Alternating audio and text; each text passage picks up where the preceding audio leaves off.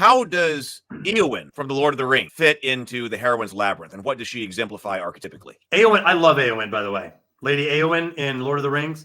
She, so Tolkien's often criticized for not having enough females in his story. Even for someone who's a big advocate for heroines, it doesn't necessarily bother me if there's too many men or too many women in a story. It depends whether the story's good. That's really what I care about most.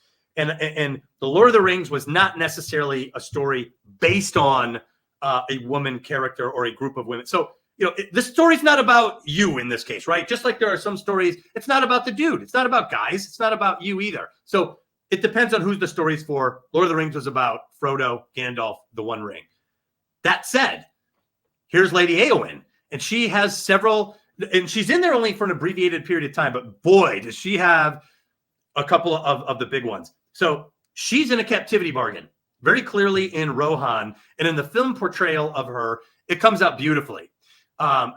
She's like, she's dressed in white, which is usually a virginal or, pure color. This is the innocent maiden. That's the idea visually behind that archetype. And Princess Leia was dressed in white.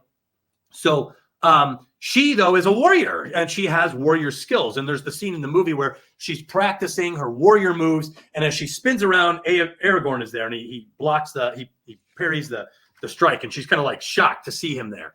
And he asks her a simple question. What do you fear, my lady? And she says, a cage. To be, oh my God, I forget the exact phrase, but to be, held down until all chance of valor has gone beyond recall or desire. It's a great line. But she says it right there. I'm in a captivity bargain, and I don't want to be. She actually wants to be the warrior. She wants to go on the hero's journey. And the king consistently says no. And there's one time where I get a little emotional watching it because I think about it on this level or within this framework. At one point, she's like, "I'm going to come with you and fight," and the king's like, "No." And you can see she's wounded by this assertive, not going to happen answer to her. And he's like, "Go take the women and the children again and take them into the caves. You're doing an important." And the king tries to say, "This is an important task," and Eowyn's like. And you could see the wounded look on her face, and she does this. She follows the king's order, and she takes the women and children into the caves, which is their last redoubt. However, in Return of the King, Eowyn is one of the best shield maidens ever, and I can't wait to make my shield maiden video like the Labyrinth video. So the shield maiden is spectacular. I think it's one of the most heroic, one of the most spectacular heroic moments in all of fiction. Because it doesn't matter who you are, a lot of these heroines step up and rise to extraordinary levels in order to become the shield maiden. And she's a classic shield maiden. She literally has a shield.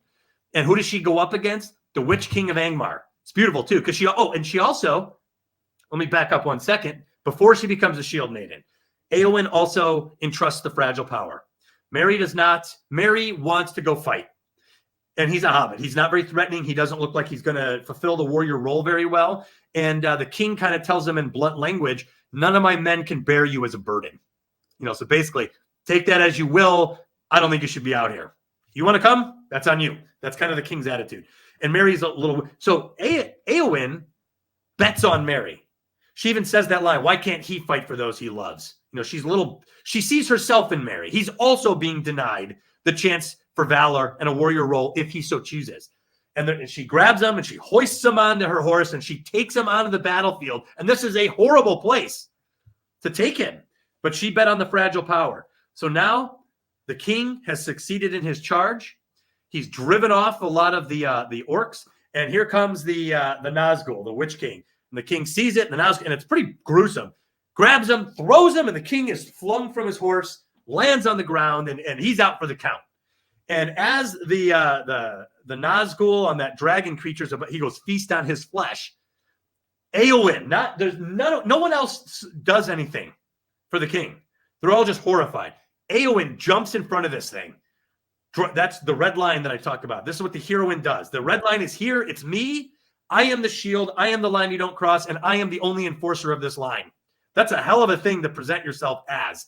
That's the stunning phenomenon of the shield maiden. And she fights this thing. She lops off the head of the dragon, and then she's got to fight the Nazgul. And he hits her with that mace. She blocks it with the shield, and in the book, her arm is shattered. She breaks her arm, and he's about to take her down. And Mary, the fragile power, activates in the climax of this battle, stabs the Nazgul in the leg, it breaks his attention, and she's able to stab him and kill him. And she has the famous line, no man can kill me. I am no man. And she stabs him in the head, and she kills the Witch King of Angmar. So Eowyn, despite having minimal role in the story or minimal screen time in the story, rises to some of the most heroic aspects of the Heroine's Labyrinth. Big time. Okay, let me ask you about this, because it's not, when we were writing the Heroine's Labyrinth, or if you're going to do a heroine-centric story where that's going to be your main character or protagonist, you've got these archetypes that are laid out. We also have in the hero's journey, and that Vogler's laid out, here are the archetypes, and the kind of here we go. But we said that the Lord of the Rings is not a Heroine's Labyrinth story. It's not Eowyn's story. Correct. Right? So it's another story. And yet, when we're presented with a feminine hero, Eowyn, she still follows these archetypes. And why is that? I think her elements in the story draw from the Heroine's Labyrinth. So that's so interesting. Why is that? It is interesting. I am still fascinated by all of this myself. No matter how much I pour myself into it, no matter how many stories I look at, it has not gotten old. It is still just as fascinating to me as it was, 5 years ago when I first started to peel this back.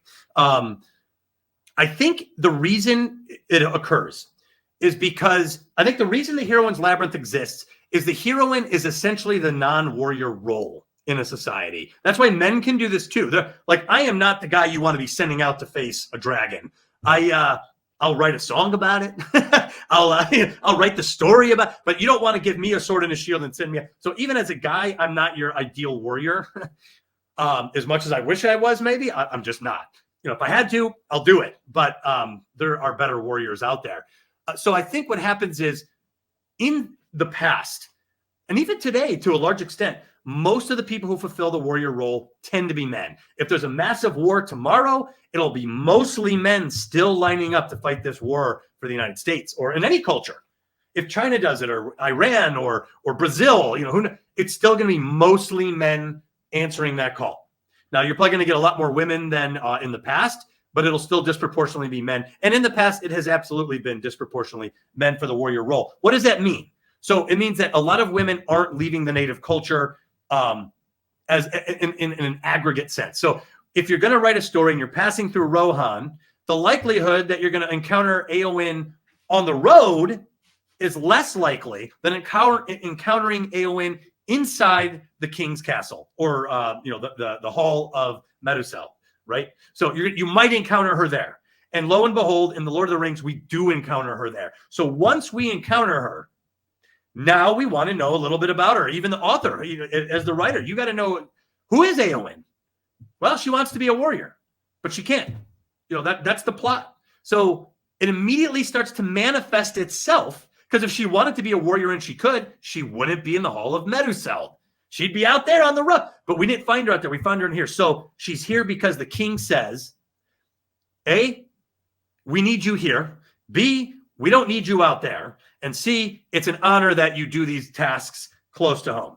And she fights back. So I think what happens is the second you put her in the center of this labyrinth, the archetypal manifestation follows this path accidentally, versus the hero who, if you're the writer, you're like, oh, he's going to go on this great quest. Well, if that's true, if that's your design for the hero, like Frodo, well, he's going to immediately start to manifest along this other route where the archetypal patterns are just going to be different. Wilderness survival, combat, warrior tropes are probably going to be along that path. You're going to be physically threatened by external, elements or agents regularly, and Frodo is.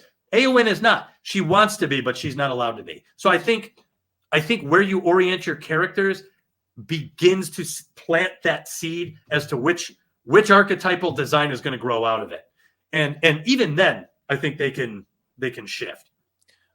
So I wonder if we need a different word than the word that you said there, which was accidental. You said that once you put her in these situations, and then these archetypes and these situations come out accidentally. But if we were thinking that it's something psychological, then that wouldn't be accidental. It would not be there's a different word I think we should be using. Perhaps it's because it's not. I think we're saying that might not be an accident. That these It's are not not an there by accident.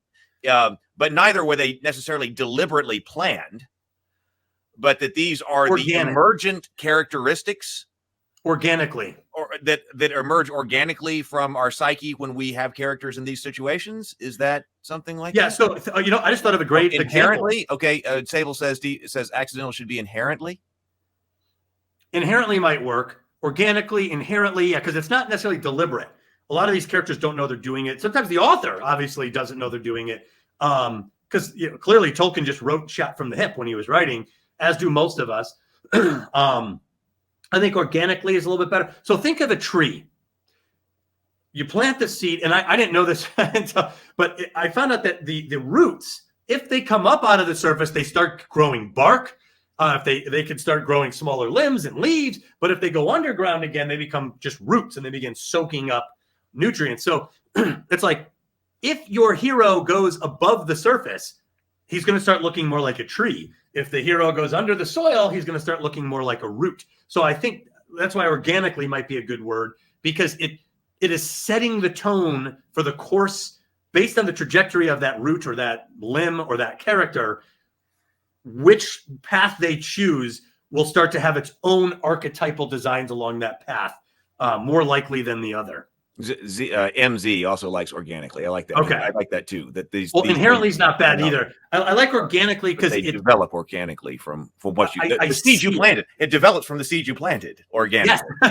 Yeah. So I that's why I think I prefer the word organically, because that's how I see it in my head anyway.